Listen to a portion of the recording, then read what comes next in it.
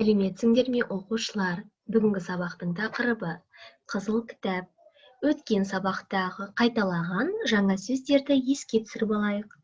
Ерте заман, қорғау, одақ, өсімдіктер, деректер, жойылып кету, сирек, тіркелген, барыс. Жазылым тапсырмасы 6-шы тапсырма 52-ші бет. Суретпен сөздерді сәйкестендіріп жаз.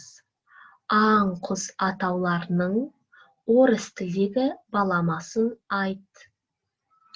Барыс, аққу, бүркіт, бірқазан, тырна, қызыл қасқыр, дуадақ. Осы сөздердің баламасын орыс тілінде жазамыз. Жазылым тапсырмасына байланысты дескриптор кестесі.